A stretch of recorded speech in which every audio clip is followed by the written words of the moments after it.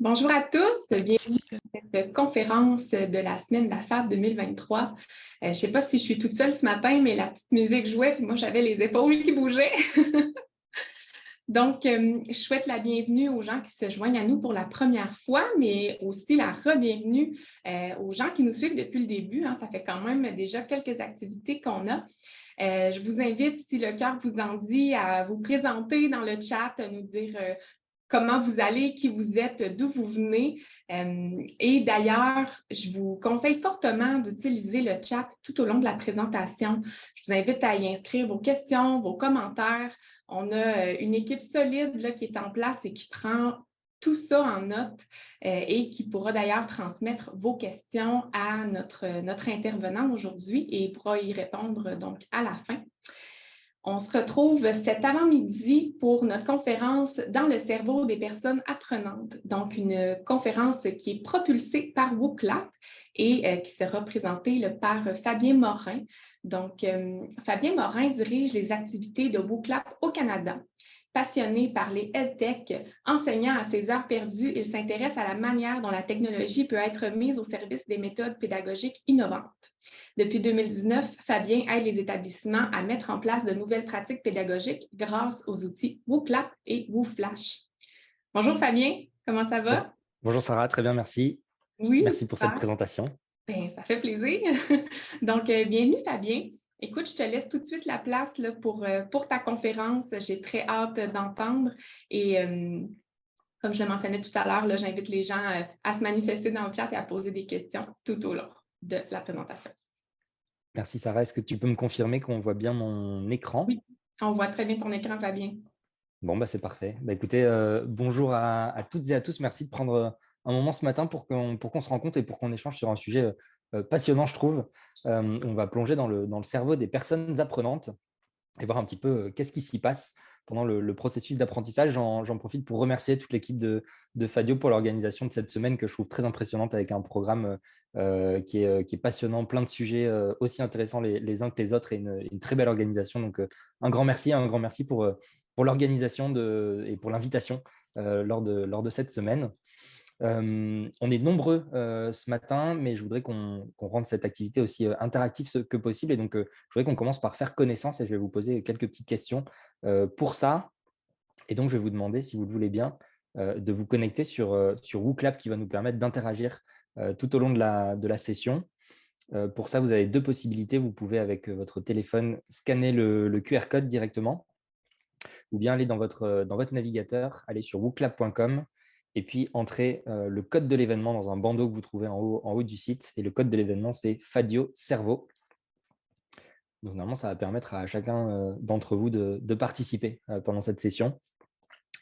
Je vous laisse quelques minutes pour vous connecter. Je vois en bas à droite qu'on est déjà 125, 130 personnes connectées. Ça augmente vite. Je vous laisse quelques secondes. Je crois qu'il y a pour avoir fait un petit tour de la liste des participantes et des participants, je crois qu'il y a des habitués de WooClap qui ont dû être les premiers à se connecter. Et je vous laisse un petit peu de temps pour ceux qui ne sont pas encore connectés. Allez, je vois qu'on passe la barre des 200. Vous avez toujours la possibilité de rentrer le lien dans votre navigateur si vous n'êtes pas tout à fait encore connecté. Je vous laisse quelques secondes de plus. Et je vous propose qu'on lance deux petites questions pour faire connaissance. Première question, j'étais curieux d'en savoir un petit peu plus sur vous. Quel est votre rôle dans les établissements dans lesquels vous travaillez? Est-ce que vous êtes, j'imagine qu'il y a des enseignants, des conseillers pédagogiques, voilà. Ça m'intéressait de savoir un petit peu qui vous étiez.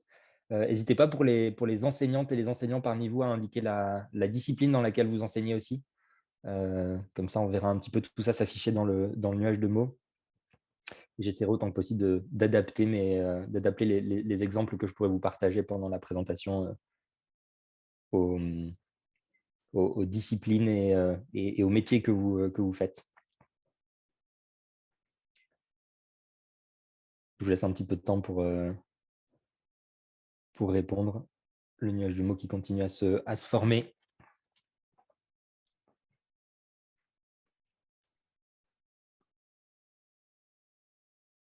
Bon, il y avait une compétition pour savoir s'il y avait plus de conseillers pédagogiques ou d'enseignants dans le public. Je crois que c'est les conseillères pédagogiques qui l'emportent pour le moment.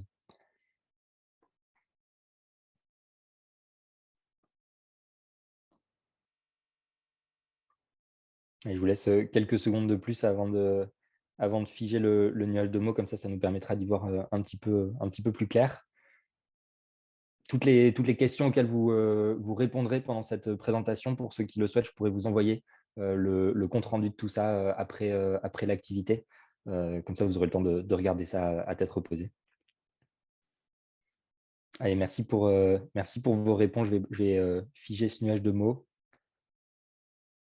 qui va mettre encore quelques secondes, je pense, avant de s'arrêter, de se mettre en forme. Et donc, effectivement, des conseillères et des conseillers pédagogiques, des enseignants. J'ai vu passer bibliothécaire, conception pédagogique, chargé de projet. Il y a plein de choses différentes. Et le nuage de mots continue à s'agiter le temps que toutes les réponses arrivent. Merci pour vos réponses. Une deuxième petite question pour finir de faire connaissance. Ça m'intéressait de savoir d'où est-ce que vous nous rejoignez pour cette activité. J'ai mis une carte du Québec, mais j'ai vu passer dans le chat des Belges qui étaient parmi nous. Vous pouvez mettre une petite réponse dans l'océan si jamais vous n'êtes pas si jamais vous n'êtes pas au Québec.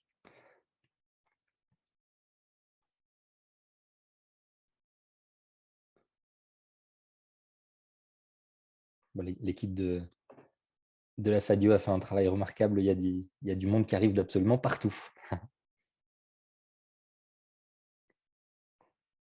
y compris de l'océan. Alors, il faudra creuser un petit peu pour savoir. Je suis sûr qu'il y a des Belges et d'autres probablement. Allez, je vous laisse quelques secondes de plus pour répondre. Super. Bon, mais je crois qu'on a tout le Québec qui est représenté. Super. Écoutez, merci à toutes et à tous pour vos réponses, pour ces deux petites questions pour démarrer.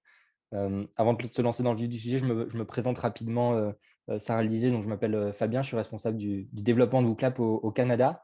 Notre mission chez WooClap, c'est d'aider les enseignants à proposer l'enseignement le plus efficace possible pour que vos élèves et que vos étudiants apprennent le mieux possible, tout simplement. On le fait avec deux plateformes, WooClap et WooFlash, qui sont des plateformes qu'on co-construit avec des enseignants, avec des conseillers pédagogiques, avec des chercheurs en neuroéducation aussi, pour s'assurer que les outils qu'on vous propose soient les outils les plus efficaces possibles dans votre enseignement.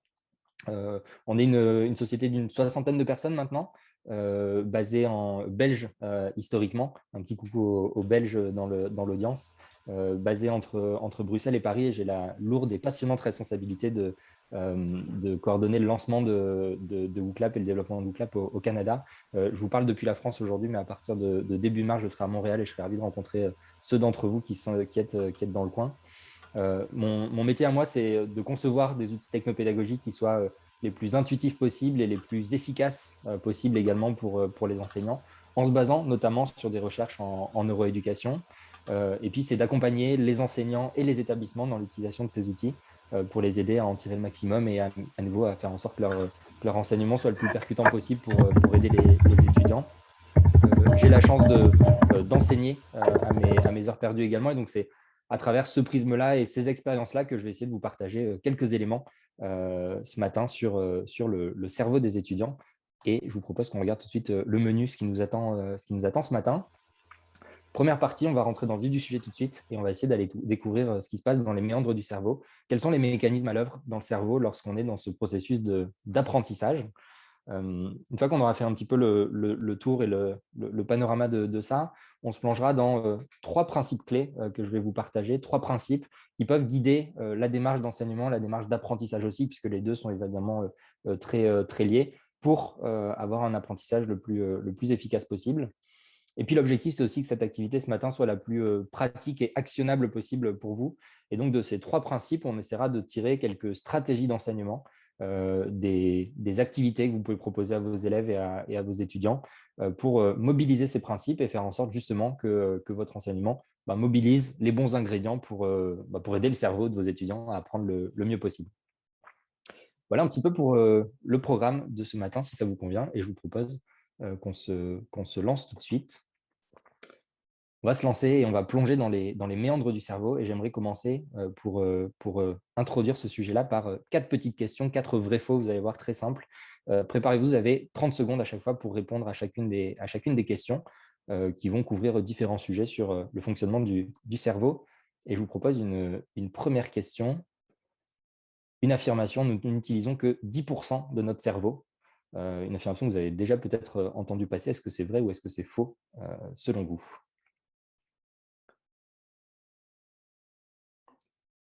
Allez, il vous reste encore une dizaine de secondes pour répondre. Ça va vite, hein, il faut faire son choix.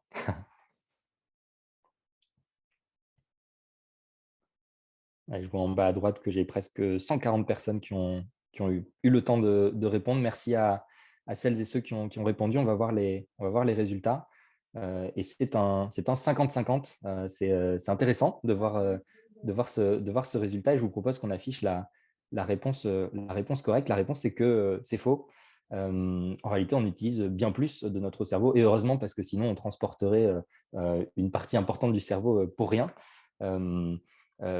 C'est une idée reçue, ce 10% du cerveau qui a la peau dure, dont on entend parler régulièrement, mais où il n'y a aucune recherche qui démontre en tout cas que ce serait fondé. Deuxième affirmation sur laquelle je vous propose de vous prononcer.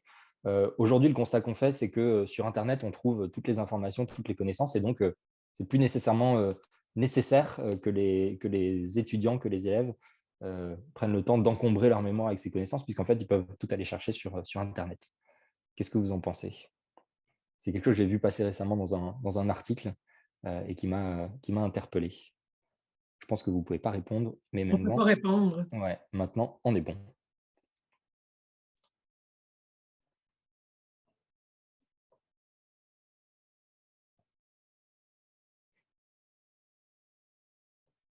Allez, encore 15 secondes pour répondre.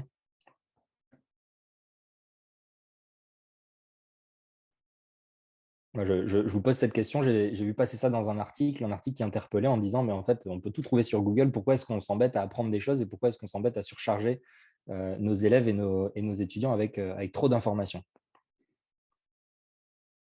Bon, là, on a un consensus très large qui se dégage en disant que c'est faux. Effectivement, vous avez bien vu.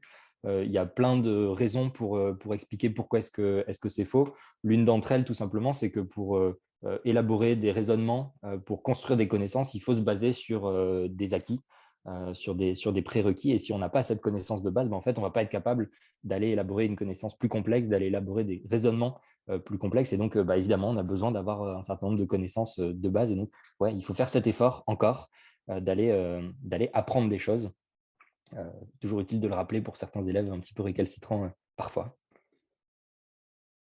Troisième petite question, et vous pouvez commencer à voter. Les applications d'entraînement cérébral permettent de devenir plus intelligent. Vous connaissez peut-être ces applications qui permettent de faire de la gymnastique sur plein de sujets différents. Et qui évidemment vous permettent de devenir plus intelligent. Qu'est-ce que vous en pensez?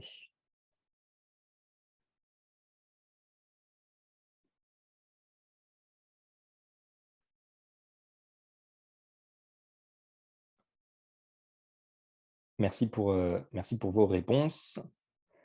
On est un petit peu partagé. Voyons la bonne réponse. C'était faux. Il y a eu des recherches qui ont été faites sur ces applications. Et ce que montrent les recherches, c'est qu'en fait, ces applications d'entraînement cérébral vous permettent de devenir meilleur dans les exercices que proposent les applications. Mais c'est tout.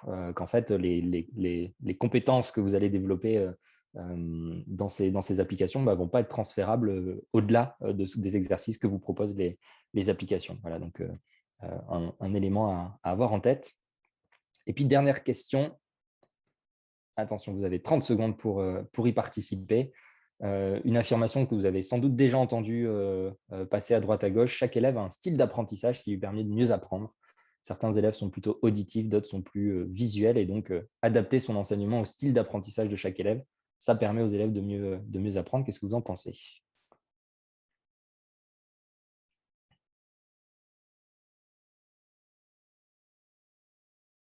Allez, quelques secondes encore pour participer. Je vois qu'il y a eu un petit peu moins de réponses sur celle-ci, non?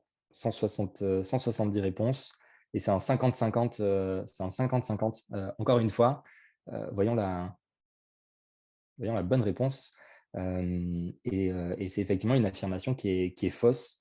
C'est une idée assez répandue, que cette idée des styles d'apprentissage. Aujourd'hui, il y a des dizaines d'études qui montrent qu'en réalité, ce n'est pas fondé, qu'effectivement, les apprenants peuvent préférer certaines méthodes d'apprentissage. En revanche, ce que montrent les recherches, c'est que la méthode d'apprentissage que vous pouvez préférer n'est pas plus efficace qu'une autre pour vous dans l'apprentissage et dans la manière dont votre cerveau va intégrer l'information. Voilà en 2 mots sur ces 4 questions. Alors pourquoi est-ce que je vous posais ces 4 questions en introduction? C'était pour, ces 4 affirmations, que j'avais là. Il y en a un certain nombre d'autres qui existent. C'est ce qu'on appelle des neuromythes, un terme dont vous avez déjà peut-être, entendu parler. Des neuromythes, qu'est-ce que c'est? Ce sont, des mythes, sur, des idées reçues sur la manière dont le cerveau fonctionne lorsqu'il apprend.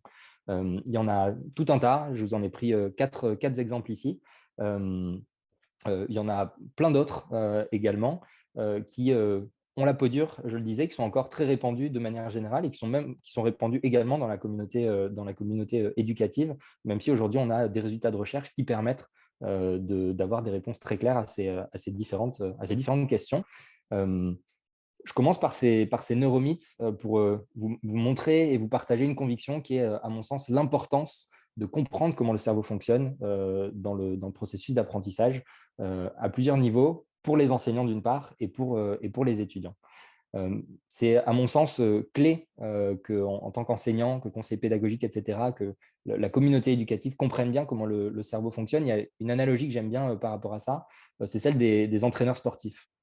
Quand on est entraîneur sportif, je crois qu'on se doit de comprendre comment est-ce que le corps humain fonctionne, comment est-ce qu'il réagit à l'effort, comment est-ce qu'un muscle travaille, comment est-ce qu'un muscle ça fonctionne, comment est-ce qu'on fait pour que le corps soit le plus performant possible dans un sport, comment est-ce qu'on l'amène au meilleur niveau de performance, etc.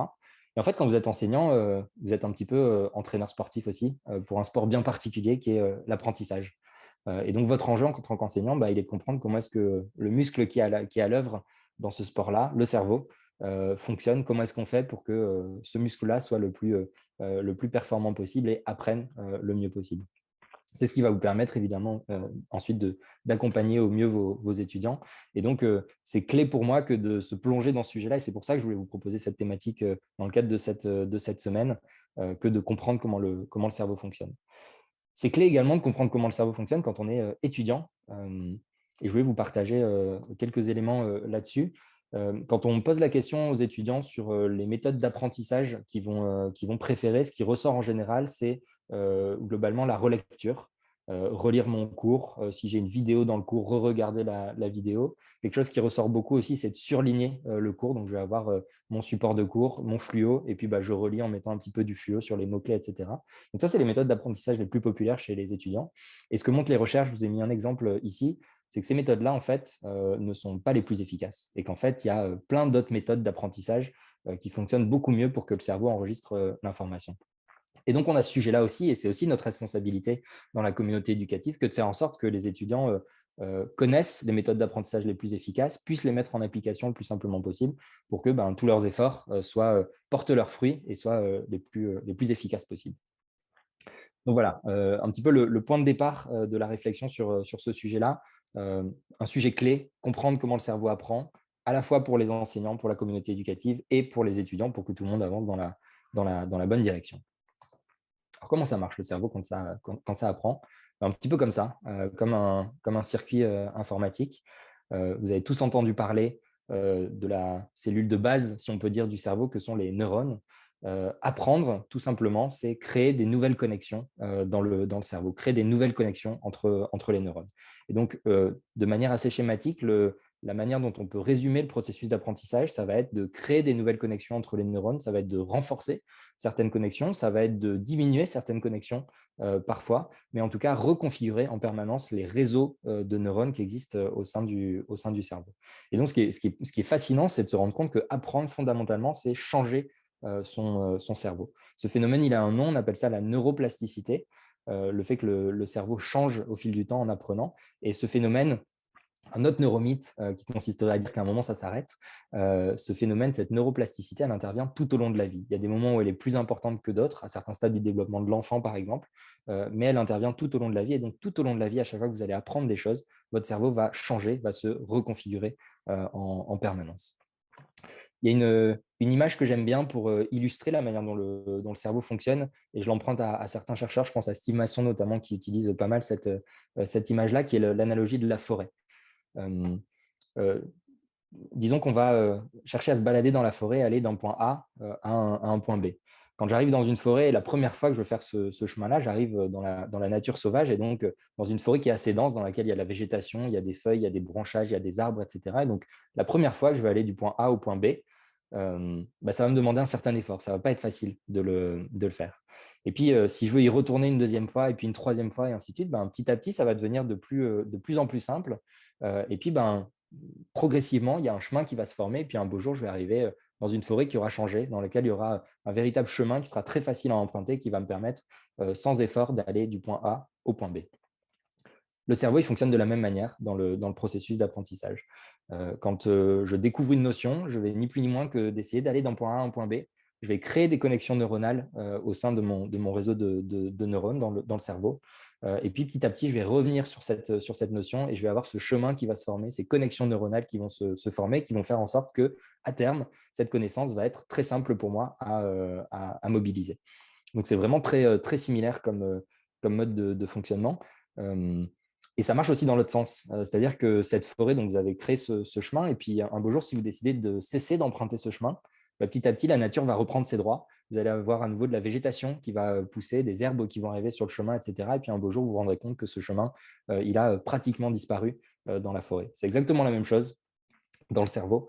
Lorsqu'il y a certaines connaissances, certaines notions qu'on ne va pas activer pendant un moment, petit à petit, ces connexions neuronales vont s'estomper, et puis l'effort pour les remettre à jour va être plus important le jour où on voudra à nouveau emprunter ce chemin-là. Voilà, j'espère qu'elle vous marquera cette image de la forêt.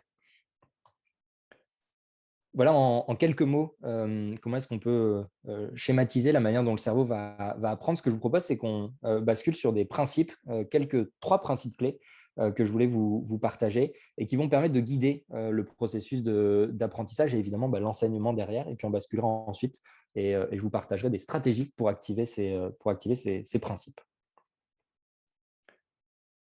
Premier principe clé dans l'apprentissage consiste à activer ces neurones. On le disait, hein, fondamentalement, apprendre, c'est créer des nouvelles connexions dans les circuits, dans les connexions entre les différentes neurones. Et pour ça, il faut activer ces neurones. Il y a deux ingrédients qui sont clés pour activer ces neurones.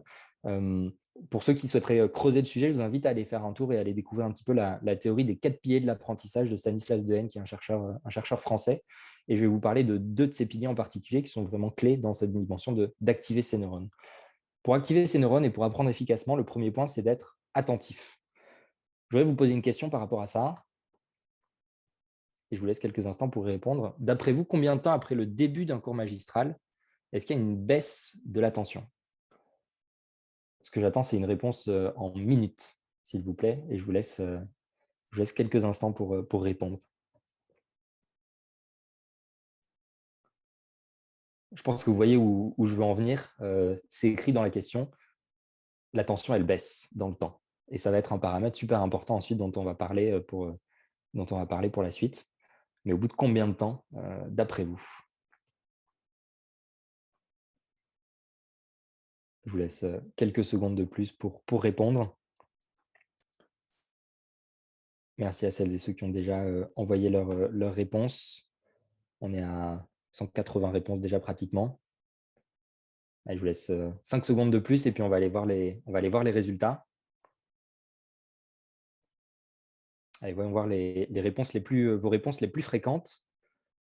Vous êtes nombreux à avoir répondu 10 minutes, 15 minutes, 20 minutes. Les réponses qui reviennent le plus sont dans cet ordre de grandeur. On peut aller faire un tour du côté des statistiques. En moyenne, vous répondez 13,40 quelque chose minutes. C'est intéressant. Et effectivement, la bonne réponse, elle se trouve dans cet ordre de grandeur.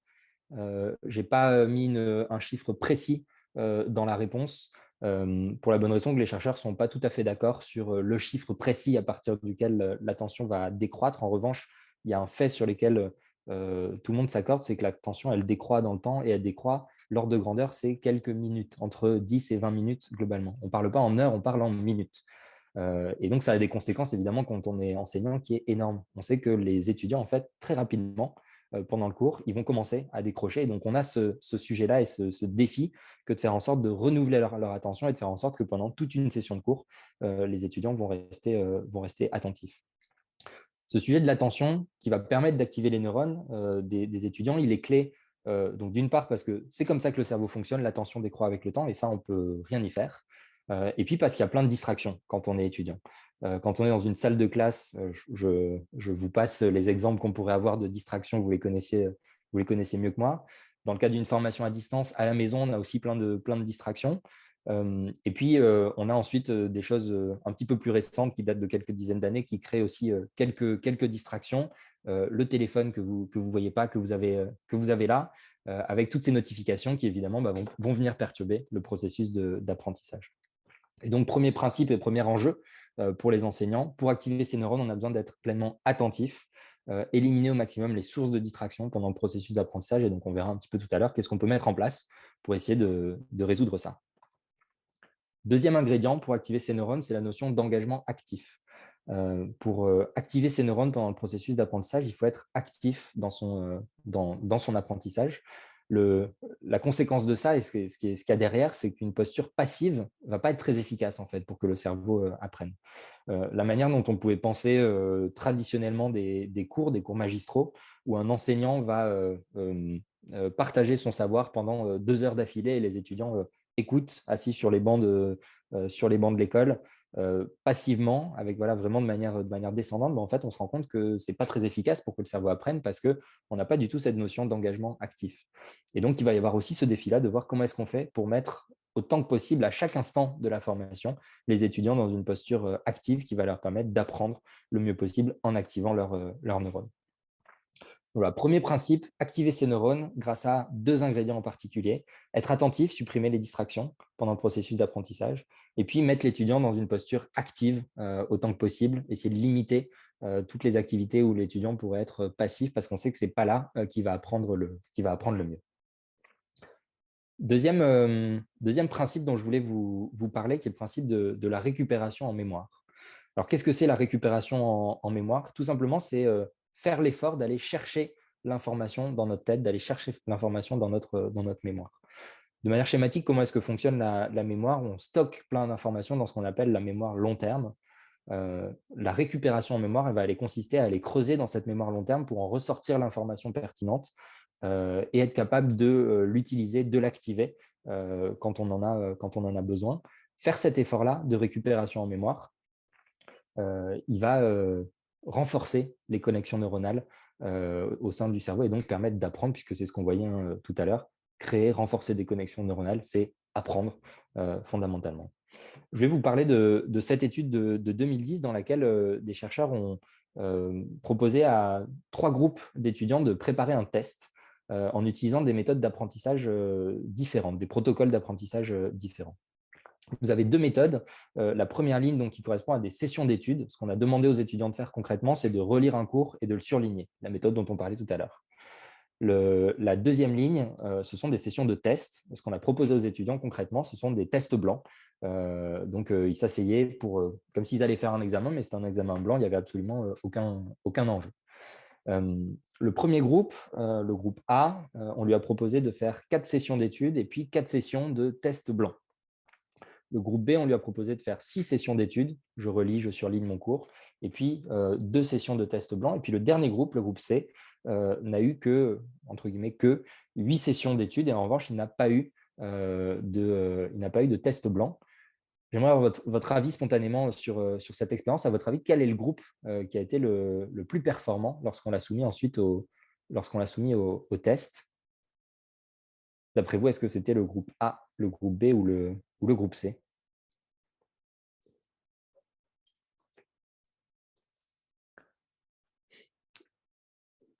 Je vous laisse quelques minutes pour pour répondre.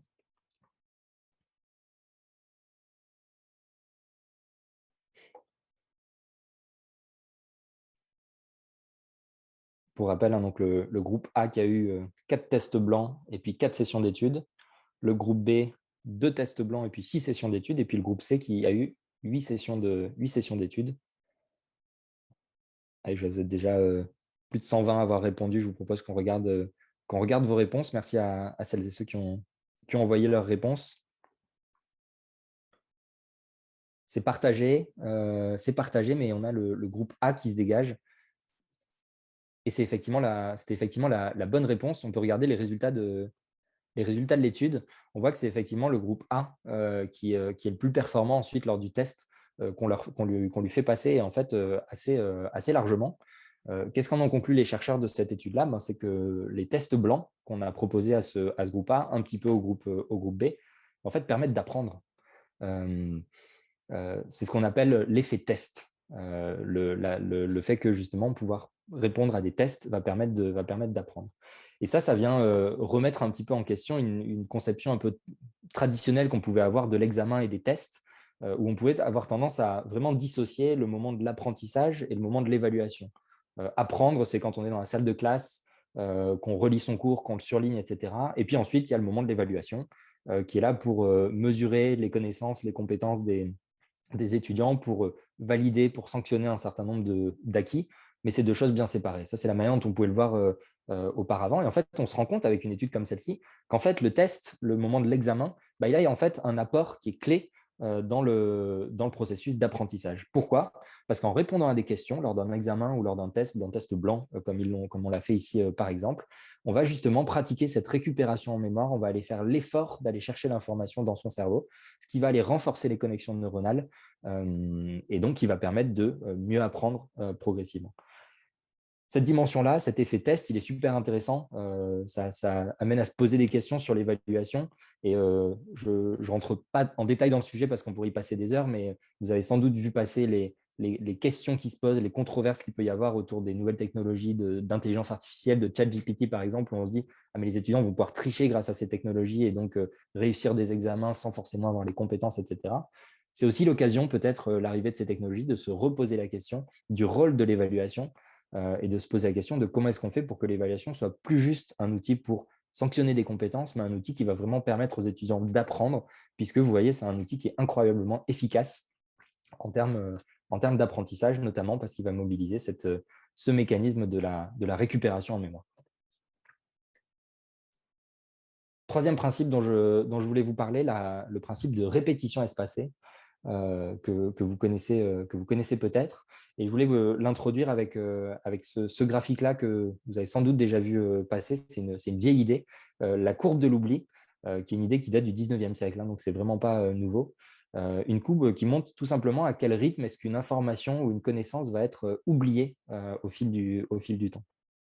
Vous voyez, on va découvrir une information, l'enregistrer dans sa mémoire, et puis en fait, cette information, on va vite en fait l'oublier. Il va falloir la revoir plusieurs fois pour ensuite la mémoriser plus durablement. Ce qui est intéressant sur cette courbe-là, et ce qu'elle montre, c'est que revoir l'information plusieurs fois, vous avez à chaque fois ces pics qui correspondent à des moments où on revoit l'information. D'une part, va permettre de réactiver les connaissances. Vous voyez qu'on revient au niveau du 100%. Donc ça, c'est le premier élément, réactiver les connaissances. Ce qui est intéressant aussi, c'est que chaque moment où on va revoir l'information va permettre d'adoucir la courbe. Vous voyez que lors de la première confrontation à l'information, la courbe descend très vite. Lors de la dernière, en fait, elle est relativement plate. Plus on revoit l'information, plus on va mettre du temps à l'oublier. On apprend plein de choses avec cette courbe-là. Je vais vous montrer comment est-ce qu'on peut utiliser ça avec deux expériences qui ont été faites. Le principe de la répétition espacée, je vous le présente ici de manière assez schématique. Un étudiant qui va étudier en bloc, c'est cet étudiant 1 qui va avoir une session d'études de 4 heures. L'étudiant 2 qui applique la répétition espacée, plutôt que de faire ce bloc de 4 heures, il va le décomposer en plus petits blocs qui va espacer dans le temps. Des blocs d'1 heure, ça pourrait être des blocs de 30 minutes par exemple, qui va espacer au fil de sa semaine. Première expérience pour illustrer la manière dont la répétition espacée, les impacts que peuvent avoir cette stratégie d'apprentissage. Dans cette expérience-là, on a demandé à des étudiants d'étudier des listes de vocabulaire en anglais. Le schéma de gauche, le groupe d'étudiants A, utilisait la méthode de notre étudiant 1 juste avant, c'est-à-dire qu'il avait à chaque fois, c'était une grosse session d'études. Et donc, chaque ligne correspond à une session d'études. Vous aviez 4 sessions d'études, et donc ces 4 sessions d'études, elles étaient regroupées. Le schéma de droite, le groupe d'étudiants B, lui utilisait la répétition espacée. Donc, plutôt que de regrouper ces 4 sessions d'études, chacune de ces 4 lignes, les a espacées dans le temps, a laissé du temps entre chacune des sessions d'études. Qu'est-ce qu'on voit sur les différents schémas? Donc, vous avez à chaque fois des vues des cerveaux, et donc les zones qui sont colorées correspondent à des zones d'activité dans le cerveau. Dans le groupe de gauche, qui a tout étudié, qui a fait ces 4 sessions d'études d'un coup, vous voyez que l'activité dans le cerveau est importante lors des sessions 1 et 2.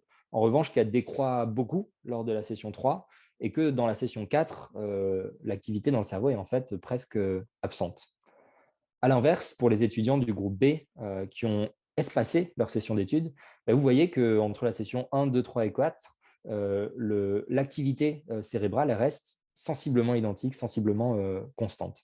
C'est l'un des avantages de la répétition espacée. Ça va permettre de maintenir l'activité cérébrale à chacune des sessions d'études qu'on va avoir espacées dans le temps.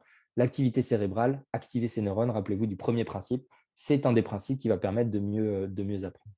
Donc, c'est vraiment un des premiers bénéfices vraiment dans le cerveau de la répétition espacée, que de permettre de maintenir l'activité cérébrale. Une autre illustration de l'apport de la répétition espacée, dans cet exemple-là, on demandait toujours aux étudiants d'étudier des listes de vocabulaire. Et ensuite, on leur a fait un test sur ces listes de vocabulaire et on a analysé leur performance. Et ce qu'on a vu, c'était que les étudiants qui avaient appliqué ce principe de répétition espacée étaient nettement plus performants durant le test qu'on leur a proposé ensuite. Ça ne veut pas dire que tout étudier d'un coup, ce n'est pas efficace. En revanche, pour retenir, mémoriser l'information, ancrer l'information sur le long terme, la répétition espacée est la méthode qui marche et qui bat les autres méthodes à tous les coups. Voilà, donc méthode intéressante. Petit plus sur cette question de la répétition espacée, laisser du temps entre les différentes sessions d'études. Un autre bénéfice de cette méthode-là, il arrive lorsqu'on dort entre différentes sessions d'études. Vous le savez peut-être, pendant le sommeil, les neurones qui ont été activés pendant la journée vont se réactiver. Et donc, vous allez consolider les apprentissages en dormant, ce qui est quand même assez extraordinaire. Voilà, répétition espacée, espacer les sessions d'études, dormir entre si on peut, parce que ça a beaucoup de bienfaits en termes d'apprentissage. Voilà pour 3 principes clés: activer ses neurones, la récupération en mémoire, la répétition espacée. Ce que je vous propose, c'est qu'on passe dans le temps qui nous reste sur des stratégies d'enseignement pour voir comment est-ce qu'on fait pour appliquer ces principes-là et comment on les fait arriver dans nos salles de classe. Je vous propose qu'on prenne chacun de ces principes et qu'on les décompose avec différentes activités. Premier principe, activer ces neurones. Vous vous souvenez, on a parlé de 2 ingrédients importants pour activer ces neurones. L'attention d'une part, être le plus attentif possible, et d'autre part, la posture active qui va permettre d'apprendre beaucoup plus efficacement qu'une posture passive.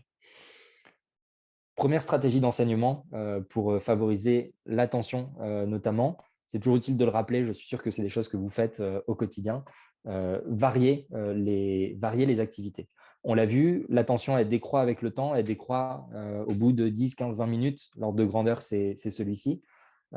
Et donc, l'enjeu, ça va être tout au long de votre cours, qui fait probablement plus que 10 ou 20 minutes, de maintenir le niveau d'attention le plus élevé possible tout au long de votre cours. Et donc, vous avez plein d'activités auxquelles vous pouvez penser, que vous allez pouvoir enchaîner pendant un cours. La manière dont j'aime bien penser à un cours, c'est des petites briques que vous allez mettre les unes à côté des autres et qui vont former à la fin votre session de cours. Et donc, vous pouvez avoir un moment d'exposé, évidemment, où vous allez présenter des choses en tant qu'enseignant. Vous allez pouvoir proposer des vidéos, proposer un quiz, des travails de groupe, une discussion entre étudiants et plein d'autres choses. Je suis sûr que chacun dans vos disciplines et dans votre quotidien, vous pensez à d'autres activités. En tout cas, varier les activités que vous proposez au sein d'une même session de cours, ça va permettre à chaque activité de renouveler l'attention des étudiants et donc de faire en sorte qu'ils soient à un niveau d'attention qui soit aussi élevé que possible, ce qui va leur permettre d'apprendre efficacement. Deuxième stratégie, adapter la durée de vos activités. Vous pouvez effectivement varier vos activités, mais si chacune de vos activités elle dure 2 heures, en fait, ça ne marche pas. Ça ne marche pas puisque l'attention elle décroît au début et donc on est cuit. Je prends l'exemple d'une vidéo, par exemple, que vous voudriez proposer. Travailler sur base d'un film d'1 heure et demie, par exemple, que vous projetez à vos étudiants sera probablement un petit peu difficile parce que l'attention des étudiants va décroître assez rapidement pendant l'activité. À l'inverse, vous auriez plutôt intérêt à vous pencher sur des capsules vidéo qui vont durer 10 minutes, par exemple, et suite à laquelle vous pourrez ensuite enchaîner sur d'autres activités. Donc, varier les activités en étant vigilant à la durée des activités que vous proposez, ce qui va vous permettre à nouveau de maintenir un niveau d'attention le plus élevé possible.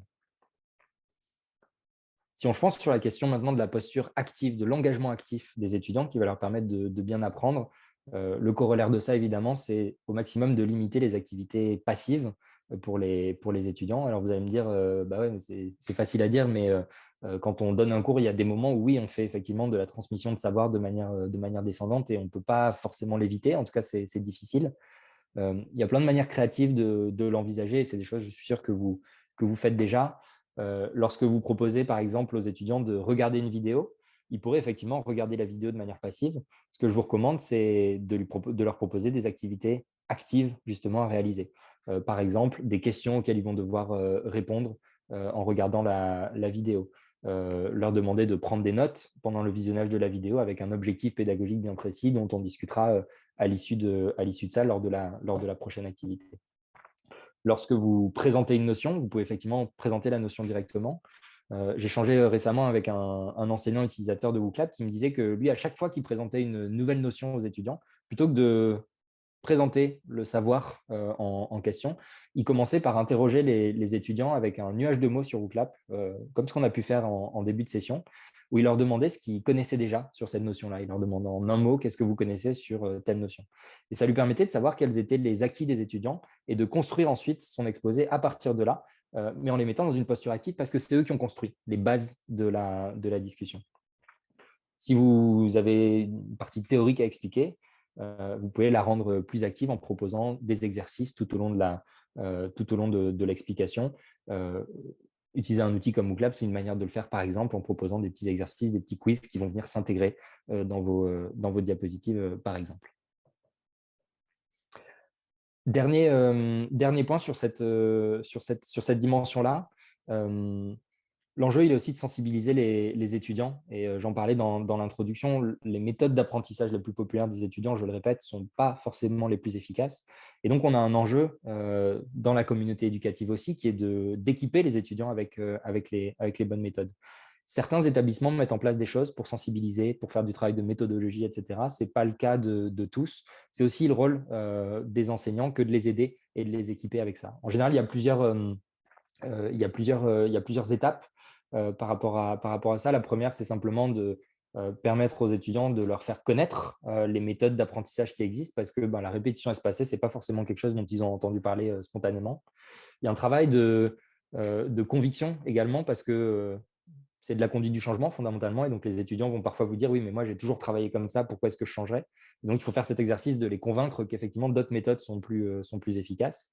Et puis ensuite il y a un sujet qui est comment est-ce qu'on leur donne les bons outils pour mettre en place ces méthodes-là, parce qu'on peut leur dire oui faites de la répétition espacée, mais s'ils n'ont pas les outils pour le faire, ça va potentiellement être un petit peu difficile. Une des questions qu'on s'est posées chez WooClap par rapport à ce sujet-là, le constat qu'on a fait, c'est que quand on est enseignant, proposer les méthodes d'apprentissage les plus efficaces pendant le cours, c'est entre guillemets relativement facile parce qu'on a le contrôle sur ce que font les étudiants.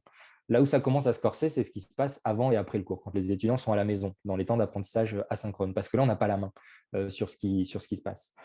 Et donc, on s'est posé un petit peu cette question-là de voir comment est-ce qu'on fait pour que ce soit facile pour les enseignants de proposer un outil qui va faire en sorte que les étudiants, en fait, naturellement, ils vont utiliser les méthodes d'apprentissage les plus efficaces.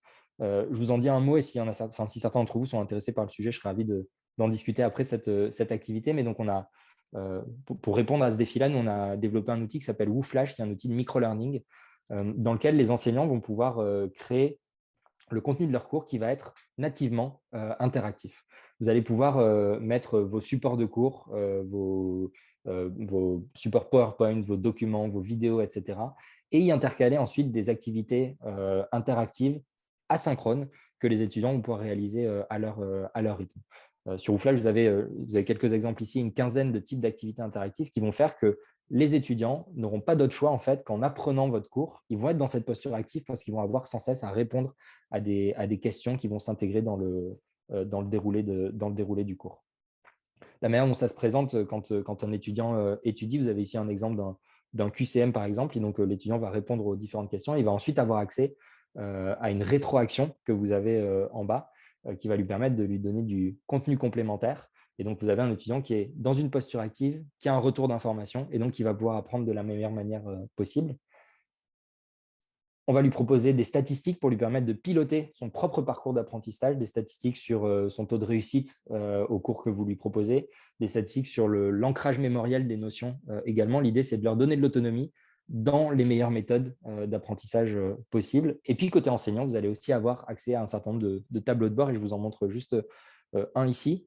Un tableau de bord ici où vous avez en ligne chacune des questions que vous avez pu proposer dans votre cours, et puis chaque colonne correspond à un étudiant.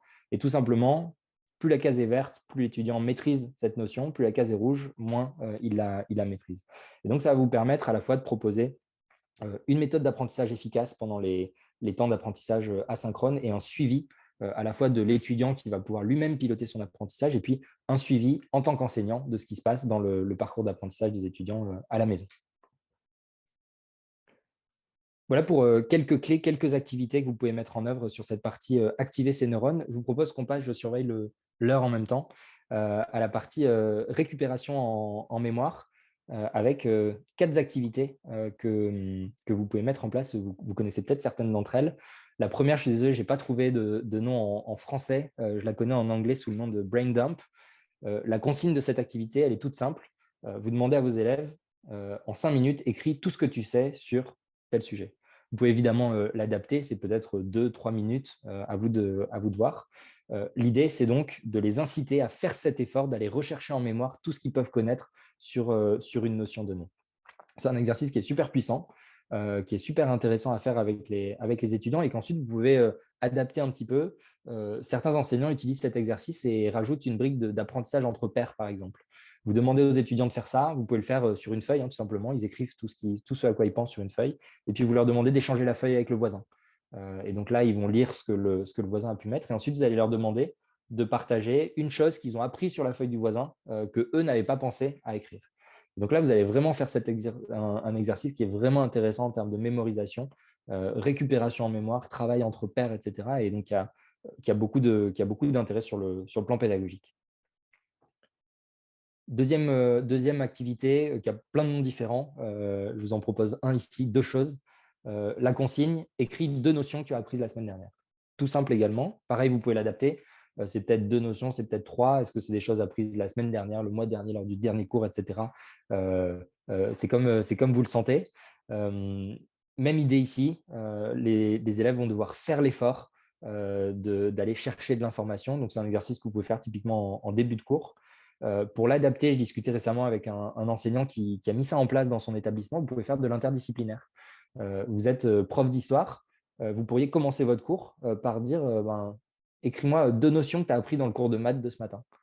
Les étudiants sont un peu surpris la première fois que vous posez ce genre de questions, mais c'est super intéressant parce que ça va permettre de décloisonner les savoirs, de remobiliser des notions qui ont été vues un petit peu plus tôt dans d'autres disciplines, et le prof de maths vous remerciera accessoirement. Donc voilà, mais exercice intéressant également. Troisième idée d'exercice que j'aime beaucoup, je ne sais pas si vous avez déjà eu l'occasion de l'expérimenter, la prise de notes différée. Habituellement, comment est-ce que ça marche la prise de notes? Vous faites votre cours et puis vos élèves, vos étudiants prennent des notes en même temps.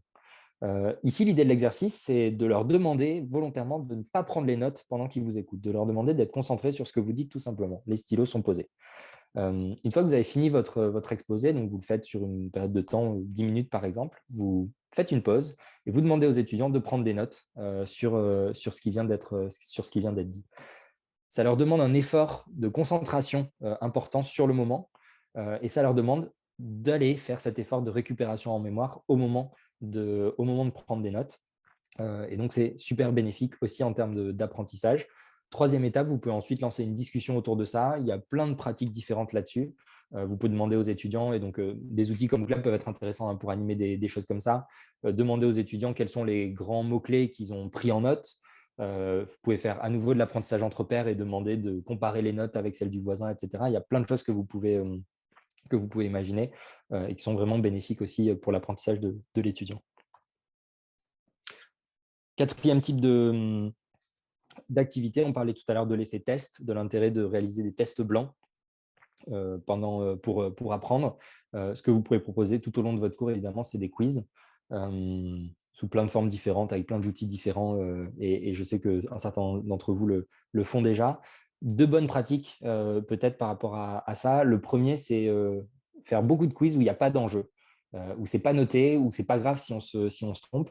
Et c'est changer un petit peu le rapport des étudiants justement à cette question de l'évaluation, de dire c'est un outil d'apprentissage. Et donc, vous répondez à ces questions, ce n'est pas pour avoir une note, c'est pour apprendre et pour vous aider à mémoriser l'information. Donc, faire en sorte qu'il y ait un certain nombre de quiz, d'activités comme ça où il n'y a pas d'enjeu. Et puis, deuxième bonne pratique, proposer une rétroaction suite au quiz, un retour d'information qui peut être de deux natures. Une rétroaction positive, oui, effectivement, tu as donné la bonne réponse. La conséquence de ça, c'est que ça va créer un petit pic de dopamine dans le cerveau, vous savez, l'hormone du plaisir, et donc qui va valider dans le cerveau le fait que oui, effectivement, c'était la bonne réponse, et donc qui va l'aider à consolider les connexions neuronales qui ont eu lieu. Et puis sinon, une rétroaction négative, à l'inverse, cette fois-ci, non, ce n'était pas la bonne réponse, réexpliquer la notion. Et ça va engendrer des mécanismes de correction dans le cerveau qui vont permettre aux étudiants d'apprendre de leurs erreurs. Cette rétroaction, il faut qu'elle soit immédiate autant que possible. La manière dont vous pouvez le penser assez spontanément, si vous faites un quiz, mais que vous donnez les réponses et cette rétroaction un mois après, les étudiants ne se souviennent probablement pas de ce qu'ils ont répondu, du raisonnement qui les a amenés à répondre ça. Et donc, en fait, la rétroaction ne va pas être très efficace. À l'inverse, si vous donnez cette rétroaction immédiatement, c'est très frais dans leur esprit et donc ça va leur permettre soit de valider les bonnes réponses, soit de corriger ce qu'il y a besoin de corriger. Et donc efficace pour eux. À ce titre-là, donc il y a de nouveau plein de manières de le faire. Un outil d'interaction comme WooClap va permettre de proposer cette rétroaction le plus rapidement possible. J'en profite parce que vous allez me dire, c'est bien gentil de proposer des quiz, mais ça prend du temps à préparer. C'est du nouveau contenu à créer, etc. J'en profite pour vous mentionner, et pour ceux qui nous connaissaient déjà, je pense que ça vous intéressera, un projet sur lequel on travaille en ce moment chez WooClap. On développe un générateur de QCM automatique basé sur les technologies d'intelligence artificielle, dans lesquels vous allez rentrer les thématiques sur lesquelles vous voulez créer du contenu. Vous pouvez également mettre tout simplement votre support de cours, vos documents Word ou PowerPoint ou PDF par exemple, et l'outil va générer automatiquement des QCM ou des flashcards que vous allez pouvoir ensuite utiliser dans vos cours.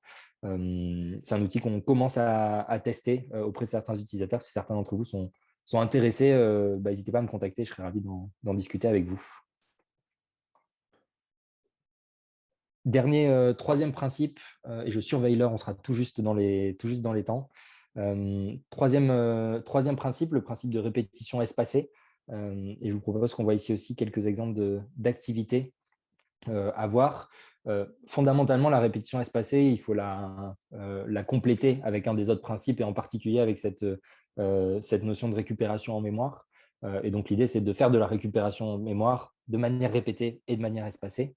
Et donc, le premier conseil que je peux vous donner par rapport à ça, et le premier type d'activité, il est tout simplement de revenir sur les différentes notions qui ont été vues. Et donc, tous les exercices dont on a parlé juste avant, le brain dump, le deux choses par exemple, ça, c'est des exercices que vous pouvez faire de manière répétée, de manière espacée. Donc, à nouveau, faire cet exercice en début de cours, en parlant du cours précédent, juste après les vacances, pour parler des notions qui ont été vues avant et rafraîchir un petit peu la mémoire, etc.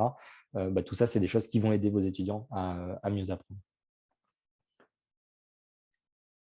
Mélanger et créer de la cohérence entre les activités synchrones et asynchrones, ça va être une dimension importante. C'est deux faces d'une même médaille, la partie synchrone et la partie asynchrone. Et donc, travailler sur la cohérence entre les activités que vous allez pouvoir proposer avant, pendant et après le cours. Pour vous donner un exemple concret de ça, j'ai échangé avec un enseignant récemment qui utilisait WooClap et WooFlash. les deux plateformes qui créaient donc des quiz qui proposaient pendant le cours. Et puis, il allait en fait, en un clic, récupérer certaines des questions de ces quiz et les proposer dans des cours asynchrones qu'il va donner soit avant, soit après le cours. Ça va permettre de revenir sur les notions plusieurs fois, avant, pendant, après, et donc aux étudiants de mémoriser petit à petit l'information. Quand on parle comme ça de ce mélange synchrone et asynchrone, il y a un modèle qui vient en tête et que certains d'entre vous mettez peut-être déjà en place, qui est celle de la classe inversée, durant laquelle on va voir plutôt la partie théorique à la maison de manière asynchrone, et puis le temps du cours synchrone sera plutôt dédié à répondre à des questions, à faire des activités pratiques qui vont nécessiter de l'interaction et des échanges entre les élèves et les enseignants. C'est voilà, un bel exemple de scénario pédagogique où vous créez cette cohérence entre le synchrone et l'asynchrone. Et puis, troisième élément pour finir, qui est un élément à avoir en tête quand on est enseignant et quand on conçoit son cours, qui est de garder en tête, il faut encourager le long terme. Et en particulier, moi, il y a un truc qui me semble important, qui est qu'une notion, elle ne disparaît pas une fois que l'examen il est passé. Ce qui peut arriver parfois, on voit une notion pendant la session, elle est vue pendant l'examen, et puis après, on n'en reparle pas. Les étudiants, vous savez comment ils sont. Le but du jeu, c'est évidemment d'avoir la meilleure note à l'examen. Mais ensuite, ils ne vont pas revoir des notions pour vous faire plaisir si on n'en reparle plus. Et donc, il y a aussi cet enjeu dans la manière dont on va concevoir les cours, d'essayer de revoir des notions progressivement, même s'il n'y a plus forcément d'enjeu d'examen derrière, pour faire en sorte que l'information est mémorisée sur le long terme. Voilà pour quelques exemples d'activités, et on arrive au bout du temps alloué. J'avais une petite activité collaborative à vous proposer, mais on va manquer de temps pour ça. En guise de conclusion, et avant de repasser la main à Sarah, je vous remercie d'être venus si nombreux ce matin. Je vous remets ici mes coordonnées si vous souhaitez échanger sur ce dont on a pu parler ce matin. Ce sera avec plaisir. Vous avez mon adresse mail, et vous avez, pour ceux qui sont sur Twitter, mon compte Twitter sur lequel je partage toutes les semaines des contenus autour de la pédagogie, de vulgarisation de concepts de neuroéducation, des sujets d'éducation plus régulièrement. Pour les fans d'Harry Potter, le dernier contenu en date, c'était une explication et un petit peu décortiquer les méthodes d'apprentissage d'Hermione et expliquer comment est-ce que tous les étudiants peuvent venir aussi bons qu'elle. Donc voilà, n'hésitez pas à aller faire un tour là-dessus. Et à nouveau, je serais ravi d'échanger avec vous sur tous ces sujets-là. Merci beaucoup, Fabien. Donc, il nous reste 2 minutes. Je vais prendre le temps peut-être là, de te poser une question là, qui a été demandée dans le chat. Donc, François Charpentier nous demande par rapport à WooFlash, est-ce que la version institutionnelle permet de gérer des inscriptions utilisateurs automatiquement à partir de comptes Omnivox ou Microsoft, par exemple, pour les cégeps, et de vendre des cours à la carte, ou sinon d'automatiser les inscriptions avec une plateforme qui permet de le faire? C'est une question longue et complexe, mais effectivement, donc, les enseignants peuvent créer des comptes facilement sur la plateforme, avec notamment les intégrations avec le SSO des établissements, donc avec votre compte Cégep directement, et ensuite partager des liens vers les cours aux différents étudiants, et donc ce qui leur permet d'accéder très rapidement aux cours. Pour des questions peut-être plus précises sur certains systèmes, n'hésitez pas à me contacter, on pourra en discuter au cas par cas, je pense. Bien, merci beaucoup, Fabien, d'avoir été avec nous. Ça a été un chat enflammé. Je pense que c'est une conférence qui a été très, très appréciée. Donc, un grand merci à toi. Puis effectivement, le contenu du chat va être disponible sur notre site web, et vous pouvez aussi contacter Fabien si vous avez des questions. Donc, je vous repartage mon écran. Donc, je vous remercie grandement pour votre participation. Je ne me suis pas présentée au départ, j'avais tellement hâte à la conférence. Je m'appelle Sarah Dumais-April, je suis conseillère aux événements et à la logistique chez Fadio. Donc, très heureuse de porter le chapeau de maître de cérémonie pour la journée. Je vous remercie grandement d'avoir été avec nous. Je vous invite, si vous voulez vous inscrire à d'autres activités, à vous rendre à monurl.ca/ESPAD 2023 pour l'ensemble de la programmation et des rediffusions à venir. Et j'ai un petit bug. Bon, je m'excuse. Je vais tout simplement vous dire là, à voix haute. On vous invite également à vous rendre sur notre formulaire pour sur notre formulaire pour l'appréciation de l'activité. Donc, monurl.ca/apprécier SFAD.ca. Ce sera écrit dans la discussion. On vous invite également à aller sur notre site web dans la section événements pour voilà, merci Julie pour le partage. Donc, on peut remettre peut-être la slide, oui, exactement, monurl.ca/apprécier SFAD 23. On vous invite également à aller chercher votre badge numérique. Donc, on remercie beaucoup notre partenaire, le cadre 21, monurl.ca/badge SFAD 23. Vous pouvez également suivre le code QR à l'écran. Et je tiens à remercier tous les partenaires de cette édition qui font en sorte que la Semaine de la FAD 2023 est possible. Merci beaucoup au ministère de l'Éducation. Puis, on vous invite également à notre cocktail qui se déroulera vendredi à 14h, cocktail de clôture. On a beaucoup de prix de participation. Je vous remercie d'avoir été avec nous en si grand nombre et on se dit à la prochaine activité. Rendez-vous à midi pour le panel Le lien à distance, expériences et astuces pour mettre l'humain au centre de la FAD. Bonne journée tout le monde. Merci d'avoir été avec nous.